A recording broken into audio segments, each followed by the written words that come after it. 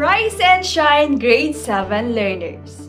It's a beautiful day to start to become fit and healthy. I am Teacher Kat and get ready to be amazed. Our lesson for today is about physical fitness and its components. Are you ready to listen? Alright. In this time of pandemic, it is important to set a healthy routine. And being confined to your home is the perfect time to make some small changes in your schedule to improve your health and well-being.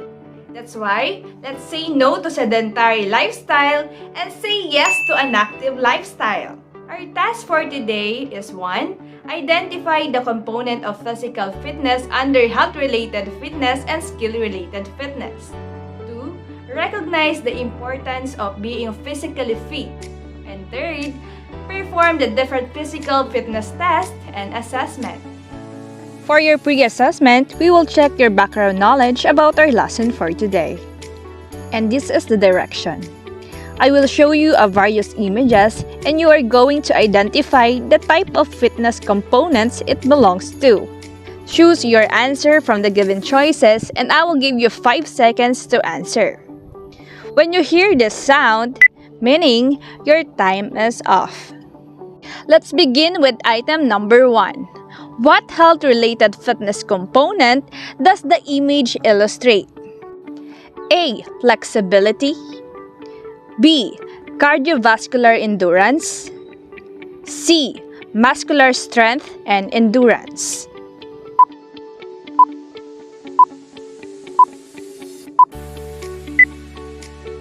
Time is up. The correct answer for this question is letter C. Let's now go to item number 2. What health-related fitness component does the image illustrate?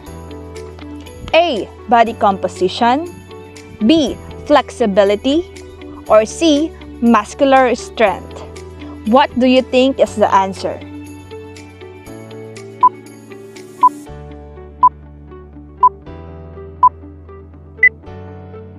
If your answer is letter A, you are correct.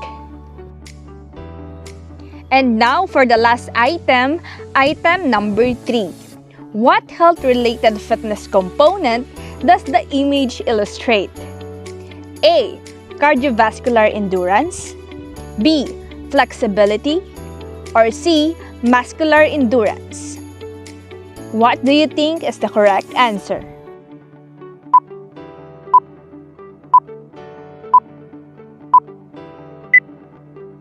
Your time is up. The correct answer is letter B. Did you get all the correct answers? Great job! Now that your mind is awakened, you are ready for the next part of our lesson.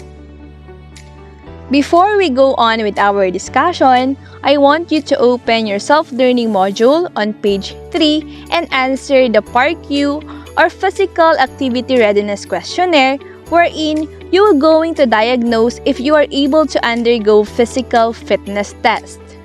If you answered yes to any of these questions, talk with your doctor before you start engaging in physical activity. When you answered no to all of PARQ questions, you can participate in our activity for today. So what is physical fitness? Physical fitness is the ability of the muscles to function effectively and efficiently without undue fatigue in work and daily activities such as cooking, playing basketball, even dancing in TikTok. In addition with that, physical fitness includes health-related fitness and skill-related fitness.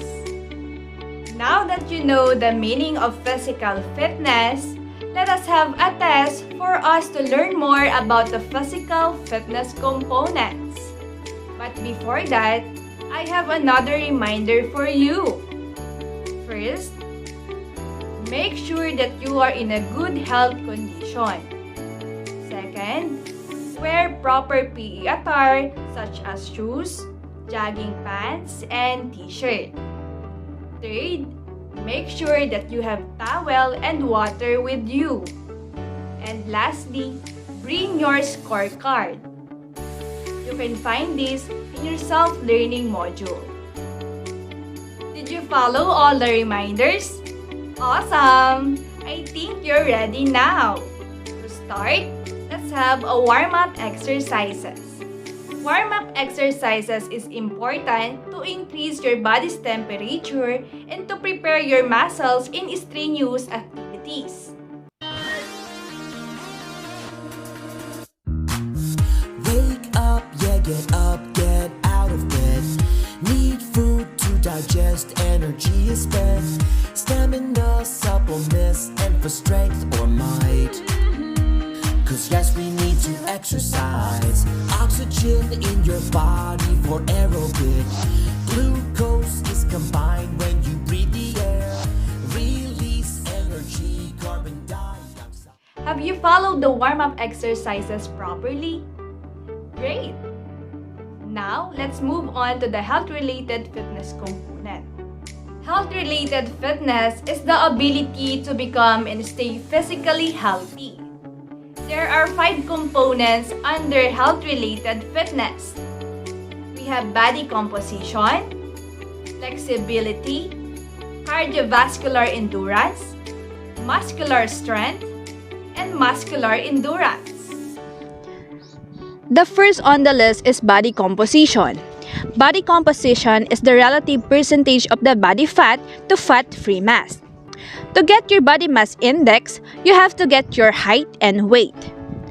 The formula for getting the body mass index or BMI is weight in kilograms divided by height in meters squared. Let's say for example your weight is 51 kilograms and your height is 1.5 meters squared. Your height is multiplied by itself. In this given example, we will multiply 1.5 by 1.5 and the result is 2.25. Therefore, to get your BMI, divide 51 by 2.25 and the result is 22.7. That is your body mass index. In this part, you may use your self-learning module to identify your BMI result if you are normal, obese, or underweight. The second one is flexibility. Flexibility is the ability of joints and muscles to move through its full range of motion. To test your flexibility, we will do a zipper test. This will measure the flexibility of your shoulder girdle. And for the lower part, sit and reach is the right activity. This will measure the flexibility of our lower extremities.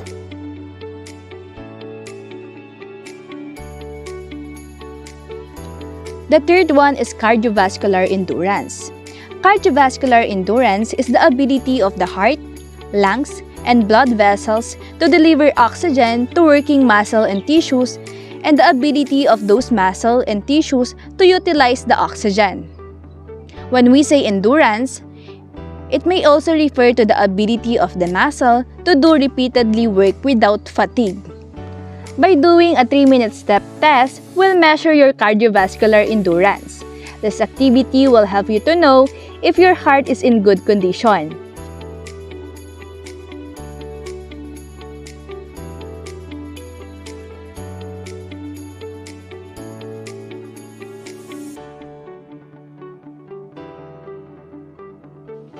How is your heartbeat after doing this test? Is it pumping fast? Don't worry, that is normal whenever you're doing a physical fitness activity. The last one is muscular strength. Muscular strength is the ability of the muscle to generate force against physical objects. If you want to test the strength of your upper extremities, you may do a push-up. Also, if you want to measure your core muscle strength or stability, a basic plank is the best activity for you.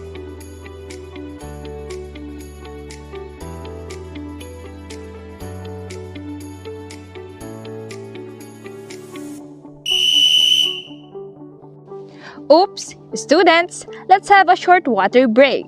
Because when we set a lot, we need to stay hydrated. Now we will be moving on the next category, such as skill-related fitness component. Skill-related fitness is the ability to maintain high levels of performance in the playing field. We have 6 components under skill-related fitness. We have speed, power, agility, reaction time, coordination, and balance. The first one is speed. Speed is the ability to perform a movement in one direction in the shortest period of time. 40-meter sprint is the best way to measure your speed.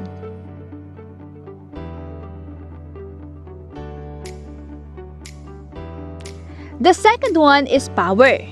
Power is the ability to do something or act in a particular way. Standing long jump is one of the best activity to test your power. Aside from this, agility is another skill-related fitness component that we also need to know. When we say agility, agility is the ability to move in different directions quickly using a combination of balance, coordination, speed, strength, and endurance. Our next activity is hexagon agility test.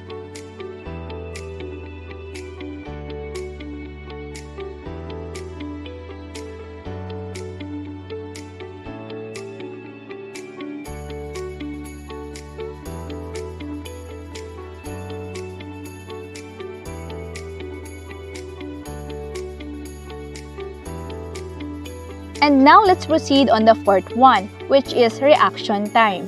Reaction time is the amount of time it takes to respond to a stimulus. Let's do it with a stick drop test. This activity measures the time of someone's response to a stimulus.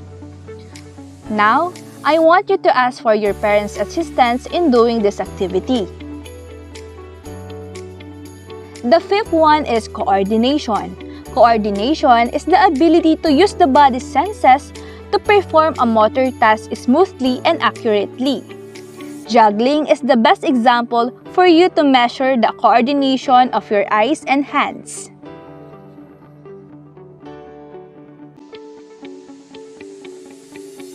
And now for the last one, we have balance. Balance is the maintenance of equilibrium while stationary or while moving. Doing a Stork balance stand test can be performed to assess your ability, and this test will also help you to maintain your equilibrium.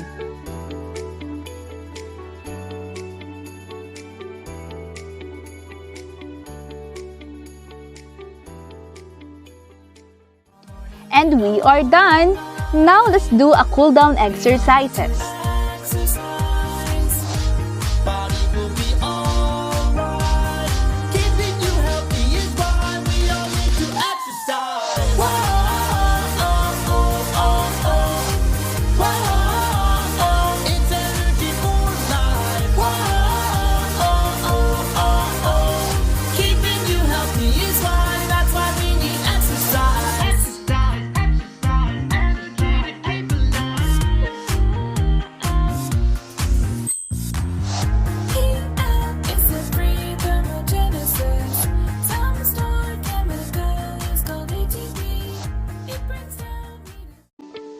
Job!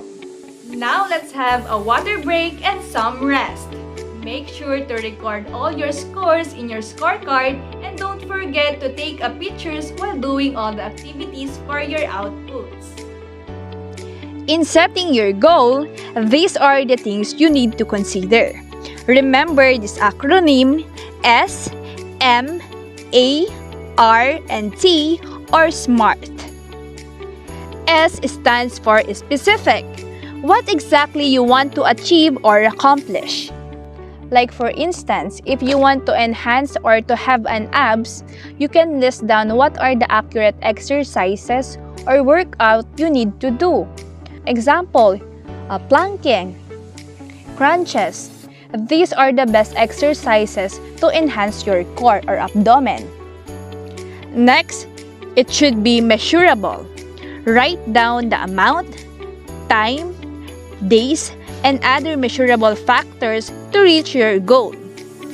How are you going to measure and track that?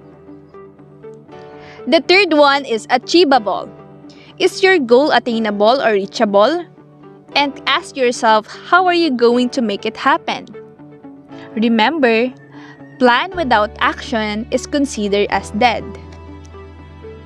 Next, it must be relevant. Is the goal worthwhile? How important is your goal in life? Note, apart from having confidence on our body, we must remember that our number one reason why we are having these exercises is for us to become physically fit. And the last one is trackable. Set a deadline to meet your goal. For example, if you wanted to lose weight in just 2 months, it is also important to record your progress to help you to see what you have already achieved. And now, let us have the second activity to recall what you've learned in today's lesson. This is the direction. Classify each word in the center column and place it on the left if the component deals with the health-related fitness. And place it on the right column if it is under skill-related fitness. I will give you 1 minute to answer this activity.